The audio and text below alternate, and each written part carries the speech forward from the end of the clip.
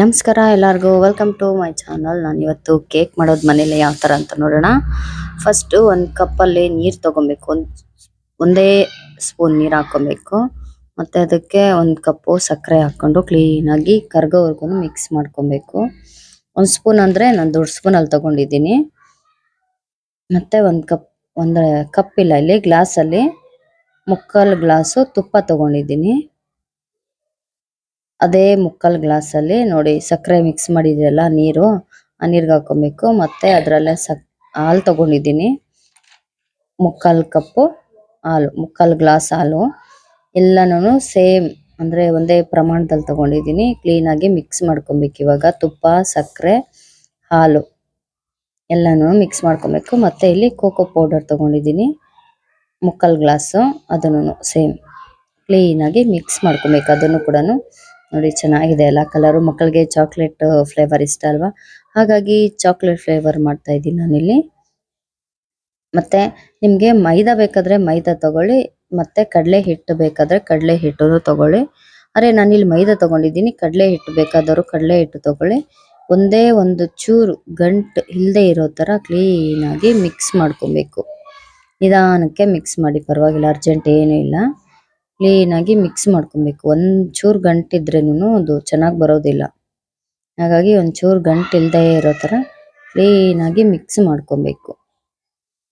ನೋಡಿ ಈ ಥರ ಕ್ಲೀನಾಗಿ ಎಲ್ಲ ಮಿಕ್ಸ್ ನೋಡಿ. ಇವಾಗೆಲ್ಲ ಒಂಚೂರು ಗಂಟಿಲ್ಲ, ಅದಕ್ಕೆ ಡ್ರೈ ಫ್ರೂಟ್ಸ್ ಆ್ಯಡ್ ಮಾಡ್ತಾ ಇದ್ದೀನಿ ನಾನು. ದ್ರಾಕ್ಷಿ ಮತ್ತು ಗೋಡಂಬಿ ಹಾಕ್ಕೊಂಡಿದ್ದೀನಿ.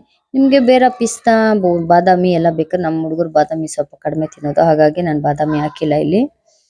ನಿಮ್ಗೆ ಯಾವ ಡ್ರೈ ಫ್ರೂಟ್ಸ್ ಬೇಕೋ ಅದನ್ನು ಬೇಕಾದ್ರೆ ಆ್ಯಡ್ ಮಾಡ್ಕೊಬೋದು. ಗೋಡಂಬಿ, ದ್ರಾಕ್ಷಿ, ಪಿಸ್ತಾ, ಇನ್ನು ಆಯಿಲ್ ನೆಟ್ಟು ಏನೇನೋ ಇರುತ್ತಲ್ಲ, ಅದೆಲ್ಲನೂ ಎಲ್ಲ ಬೇಕಾದರೂ ಹಾಕ್ಕೊಬೋದು. ನಾನು ಇಲ್ಲಿ ಬರೀ ಎರಡೇ ಹಾಕ್ಕೊತಾ ಇದ್ದೀನಿ. ಮನೇಲೆ ಮಾಡ್ಕೊಳ್ಳಿ, ಸ್ನ್ಯಾಕ್ಸ್ಗೆ ಆಗುತ್ತೆ. ನಾನಂತೂ ಸ್ನ್ಯಾಕ್ಸ್ಗೆ ಅಂತ ಅರ್ಧ ಮಾಡ್ತಾ ಇದ್ದೀನಿ. ಮತ್ತು ಇಲ್ಲಿ ಕೇಕ್ ಪ್ಯಾಟರ್ನ್ ಇದೆಯಲ್ಲ, ಅದನ್ನು ತಗೊಂಡು ತುಪ್ಪ ಹಾಕಿ, ತುಪ್ಪನೆಲ್ಲ ಕ್ಲೀನಾಗಿ ಒಂಚೂರು ಇಲ್ಲದೆ ಇರೋ ಥರ ಇದಾಗಬೇಕಿಲ್ಲ ಅಂದರೆ ಅಂಟ್ಬಿಡುತ್ತೆ, ಕೇಕು ನೀಟಾಗಿ ಬರೋದಿಲ್ಲ. ಕ್ಲೀನಾಗಿ ಮಿಕ್ಸ್ ಮಾಡಿ ಅದಕ್ಕೆ ಬಟರ್ ಪೇಪರ್ ಹಾಕ್ಕೊಳೋರು ಹಾಕ್ಕೊಬೋದು, ಇಲ್ಲ ಅಂದರೆ ಇಲ್ಲ. ಮತ್ತು ಇಲ್ಲಿ ಕುಕ್ಕರ್ಗೆ ಉಪ್ಪು ಹಾಕ್ಕೊತಾ ಇದ್ದೀನಿ. ನಾನು ಇಲ್ಲಿ ಡಿಫ್ರೆಂಟಾಗಿ ಮಾಡ್ತಾ ಇದ್ದೀನಿ. ಮತ್ತು ಇಲ್ಲಿ ಬೇಕಿಂಗ್ ಪೌಡರು ಮತ್ತು ಸೋಡಾ, ಅಡುಗೆ ಸೋಡಾ, ಬೇಕಿಂಗ್ ಪೌಡರು ಎರಡನ್ನೂ ಹಾಕ್ಕೊತಾ ಇದ್ದೀನಿ. ಮಿಕ್ಸ್ ಮಾಡಬೇಕು, ಅದನ್ನು ಅಷ್ಟೇ ನೀಟಾಗಿ ಮಿಕ್ಸ್ ಮಾಡಿ.